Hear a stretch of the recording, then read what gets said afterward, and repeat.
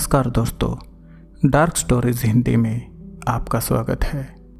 यह 13वीं मंजिल कहानी का दूसरा भाग है।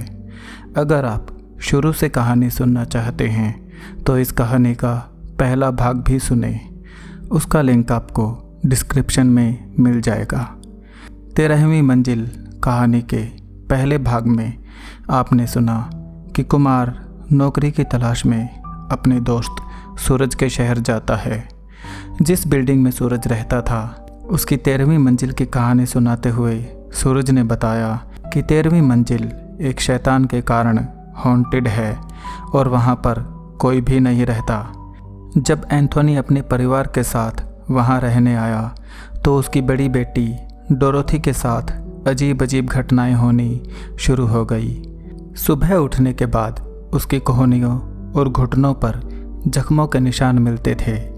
फिर जब डोरोथी के पेरेंट्स ने उसके कमरे में छिपे हुए कैमरे लगवाए तो उन्हें पता चला कि वह रोज़ आधी रात के बाद पानी के पाइप के जरिए नीचे उतरकर कब्रिस्तान में एक कब्र के पास जाकर खड़ी हो जाती है और वहाँ किसी अदृश्य शक्ति से बात करती है।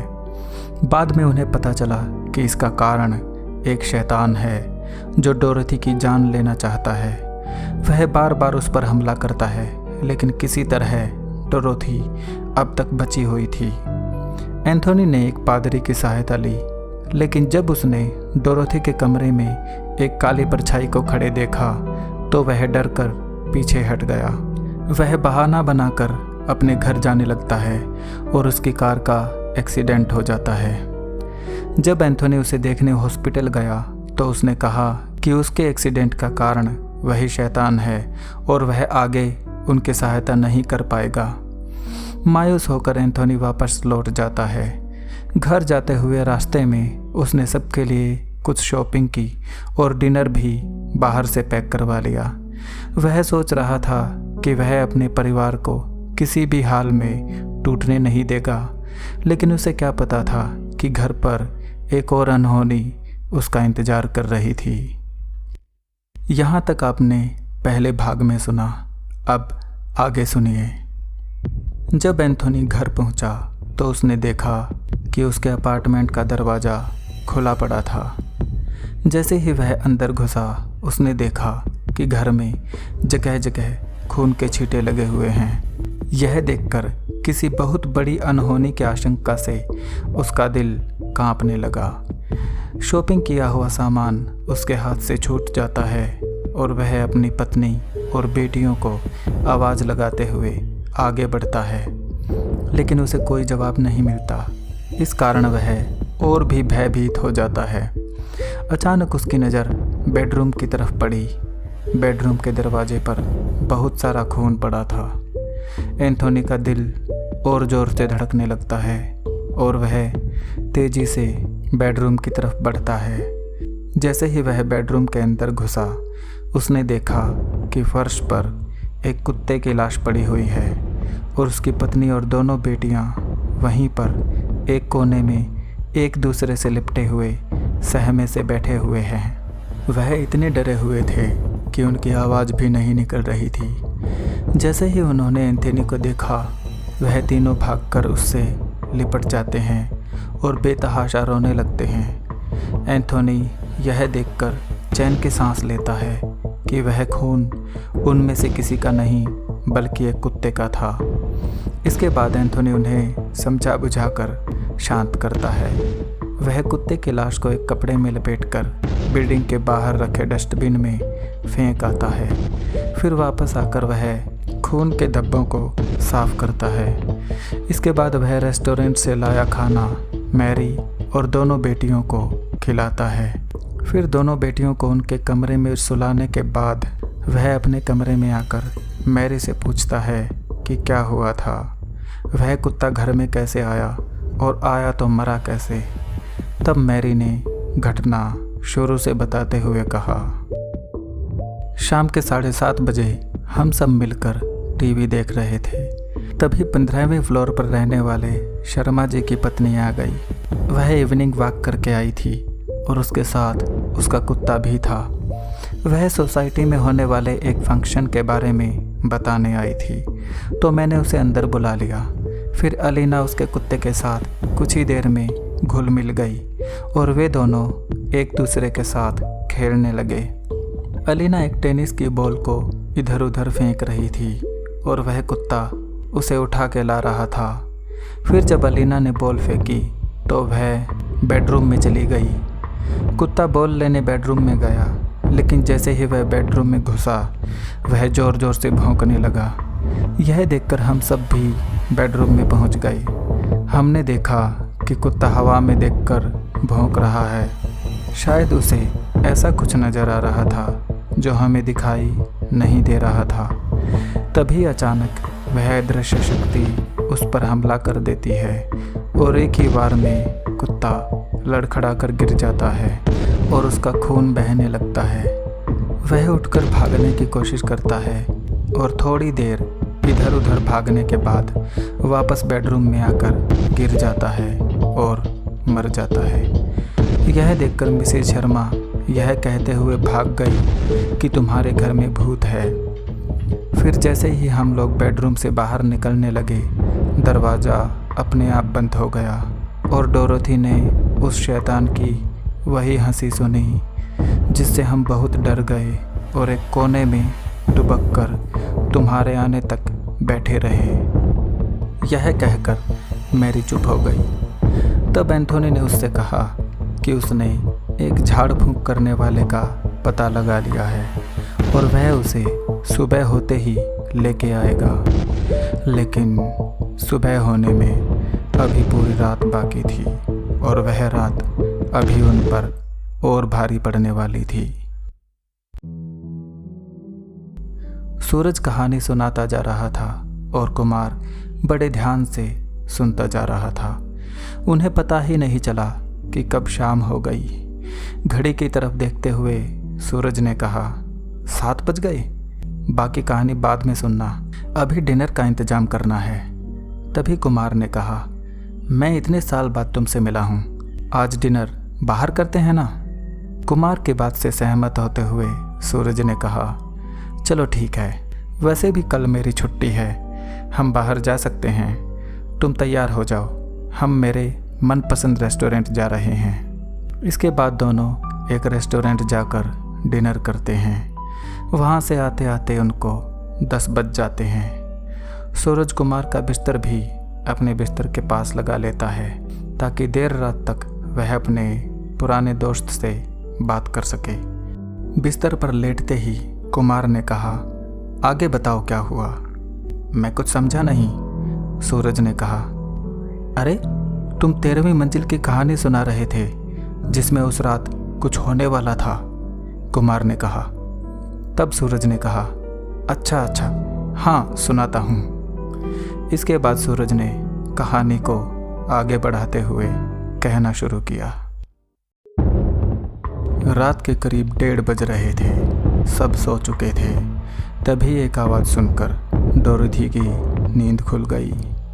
दरवाजे पर कुछ टकराने की आवाज़ बार बार आ रही थी। तब उसने देखा कि उसकी छोटी बहन अलीना बिस्तर पर नहीं थी। वह नींद में चलते हुए दरवाजे पर पहुंच गई थी और बार बार उससे टकरा रही थी। डोरोथी उठकर उसके पास जाती है और उसे लाकर आराम से वापस बिस्तर पर लिटा देती है। तभी वही दरवाजे पर कुछ टकराने की आवाज़ फिर से आने लगती है। डोरोथी यह देखकर सहम जाती है। वह डरते डरते दरवाजे के पास जाती है और एक झटके से दरवाज़ा खोल देती है। वहाँ कोई नहीं था।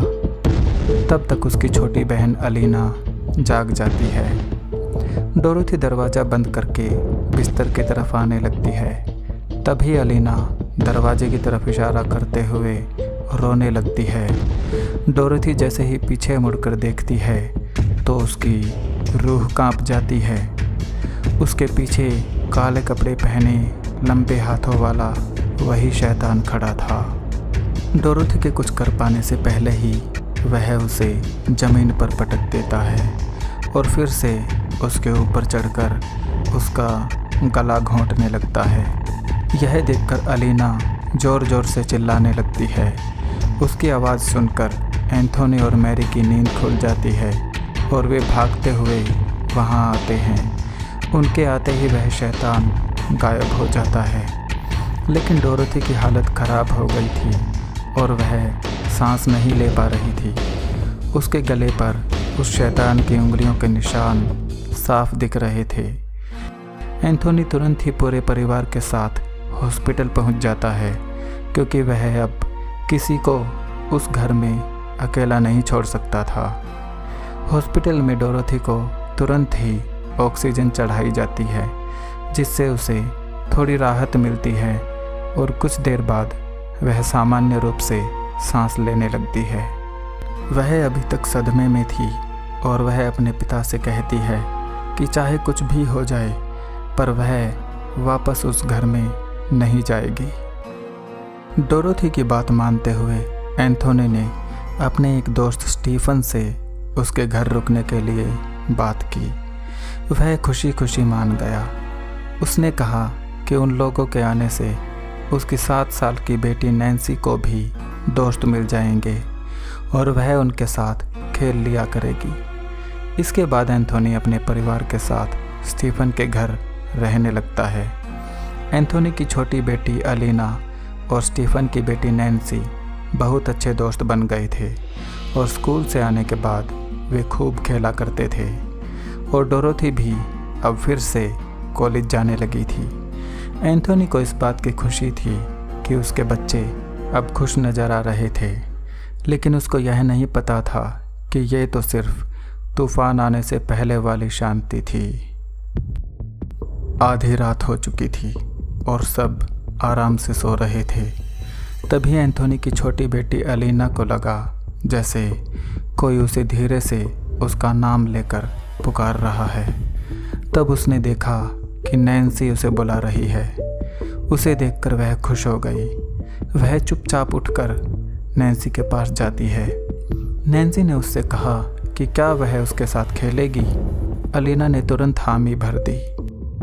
नैन्सी ने कहा कि यहाँ खेलेंगे तो सब जाग जाएंगे, इसलिए चलो छत पर चलते हैं। यह कहकर नैन्सी और अलीना छत पर पहुँच गए। वहाँ जाकर नैन्सी ने कहा कि आज मैं तुम्हें एक नया खेल सिखाती हूँ। यह कहकर नैन्सी छत की मुंडेर पर चढ़ जाती है और कहती है, तुम भी चढ़ जाओ। अलीना भी मुंडेर पर चढ़ जाती है।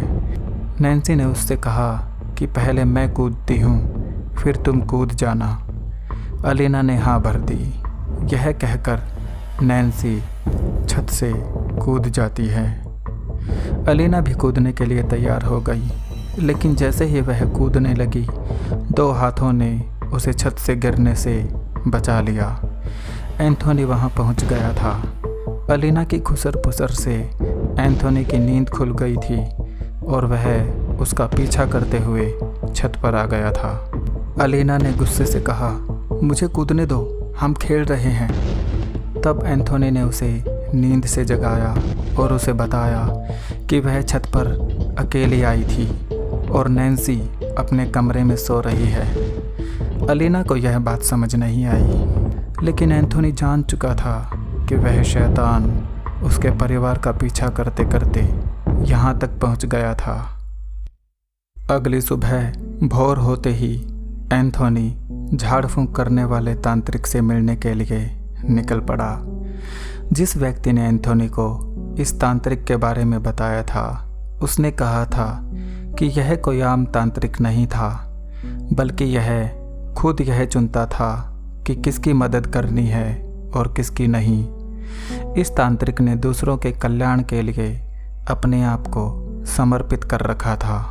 सांसारिक सुखों को चाहने वालों और दूसरों का अहित करने वालों की वह कभी सहायता नहीं करता था। उस शैतान से छुटकारा पाने की आस और मन में श्रद्धा मिश्रित भय लिए एंथोनी इस तांत्रिक के द्वार पर पहुंच चुका था। एक बहुत ही साधारण से दिखने वाले घर में वह रहता था। जैसे ही एंथोनी ने दरवाज़ा खटखटाया, एक आदमी ने तुरंत ही दरवाज़ा खोल दिया, जैसे कि वह दरवाजे पर ही खड़ा हो। उसके हाथ में झाड़ू थी, जिससे प्रतीत होता था कि वह आंगन में झाड़ू लगा रहा था। जी अंदर आइए, गुरुजी आपका ही इंतज़ार कर रहे हैं। यह कहकर वह आदमी फिर से झाड़ू लगाने लगा। एंथोनी यह देखकर हैरान था कि उसने तो किसी को नहीं बताया था कि वह यहाँ आ रहा है, फिर इनको कैसे पता चला। फिर उसने सोचा कि शायद इनको भ्रम हुआ है और यह मुझे कोई और समझ रहे हैं।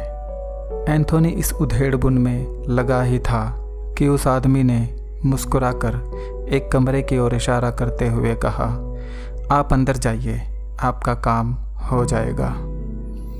हैरान और परेशान एंथोनी ने उस कमरे में प्रवेश किया। कमरे में उसने देखा कि वहाँ एक बड़ी सी कुर्सी रखी है जिसका मुंह दूसरी तरफ था। गुरुजी उस कुर्सी पर बैठे थे। एंथोनी को उनका चेहरा दिखाई नहीं दे रहा था। गुरुजी ने उसे बिना देखे ही कहा, अपने पास रखी कुर्सी पर बैठ जाओ।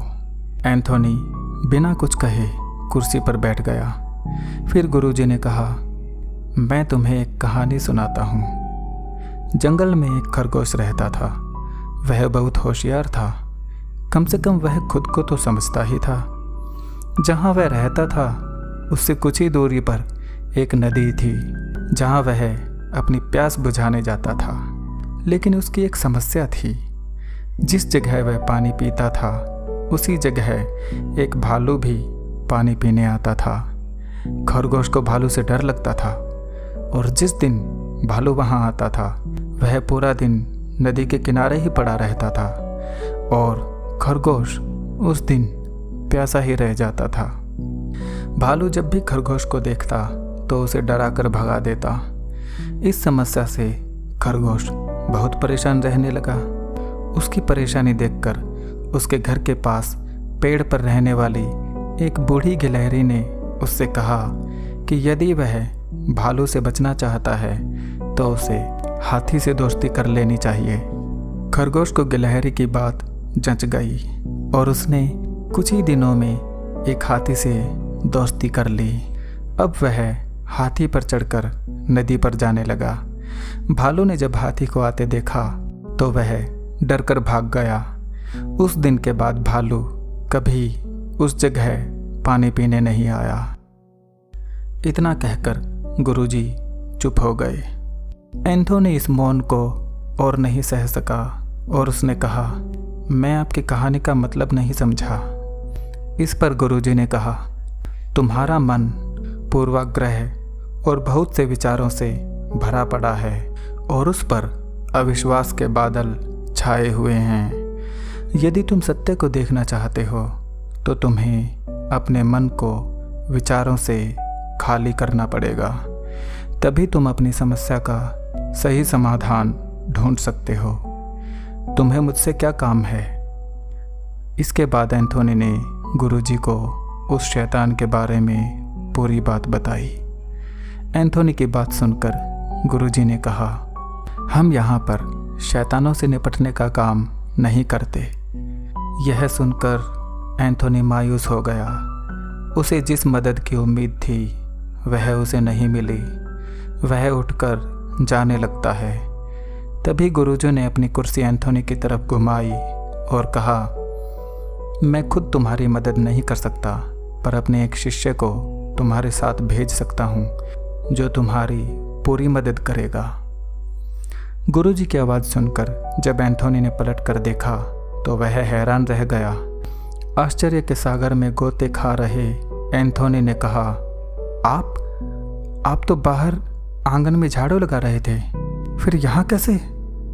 गुरुजी ने मुस्कुराते हुए कहा, योग में अनंत चमत्कार करने की शक्ति है। तुम्हारे संदेह को विश्वास में बदलने के लिए ही मैंने ये लीला की है। मैं सदैव साधना में लगा रहता हूँ, इसलिए खुद तुम्हारे साथ नहीं जा सकता, पर मेरा शिष्य अवश्य तुम्हारे साथ जाएगा। एंथोनी को अब गुरुजी पर पूरा विश्वास हो गया था। जो व्यक्ति एक ही समय पर दो जगह होने का चमत्कार दिखा सकता है वह कुछ भी कर सकता है। यह सोचकर वह मन ही मन आश्वस्त हो गया। फिर गुरुजी ने अपने एक शिष्य को बुलाया और एंथोनी से कहा, इसका नाम अजय है। यह तुम्हारे साथ जाएगा। यह उस शैतान को ख़त्म तो नहीं कर सकता, पर उसे रोक अवश्य सकता है। उसके बाद क्या करना है, समय आने पर यही तुम्हें बताएगा।